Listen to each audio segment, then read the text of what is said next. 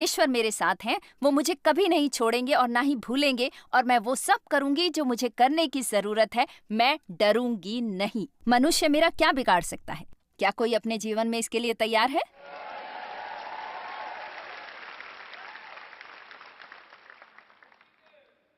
धन्यवाद। आपको परेशानी से डरने की जरूरत नहीं। आपको डरने की जरूरत नहीं कि परेशानियां आएंगी। वो आएंगी। आप कहते हैं ये बात उत्साहित नहीं करती, पर मैं झूठ बोलकर आपकी सहायता नहीं करूंगी।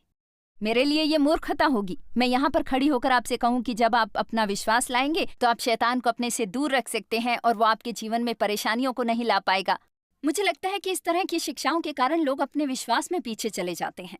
उनका उद्धार होता है। अब यीशु आपके जीवन में सब कुछ सही कर देंगे। ठीक है, वो करेंगे, लेकिन शायद उन्हें उससे ज्यादा समय लग सकता है जितना आप चाहते हैं कि वो लें। वो चाहते हैं हम कठिन चीजों को करना सीखें, न कि खुश रहने के लिए कठिन चीजों को नजरअंदाज करना। मरकुस 4:35।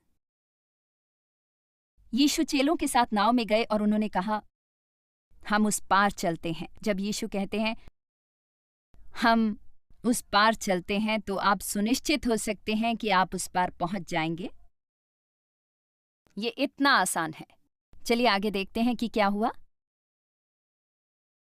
उसी दिन जब सांझ हुई तो उसने चेलों से कहा, आओ हम पार चलें। और वे भीड़ छोड़कर जैसे वो थे वैसा ही उसे नाव पर साथ लेकर चले, और उसके साथ और भी नावें थीं। तब बड़ी आंधी आई और लहरें नाव पर यहां तक उछलने लगी कि वो पानी से भरी जाती थीं। यीशु ने कहा, उस पार चलते हैं।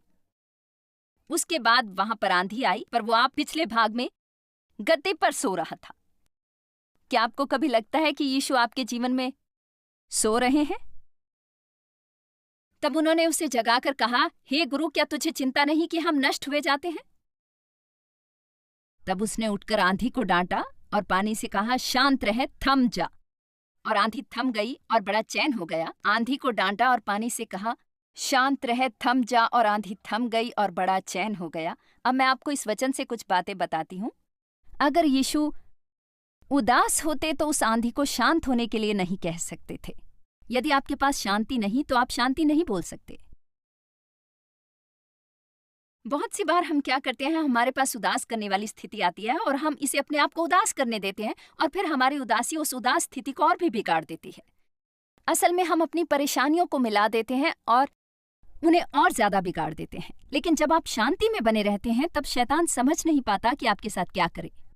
ये उसे पूरी तरह से विफल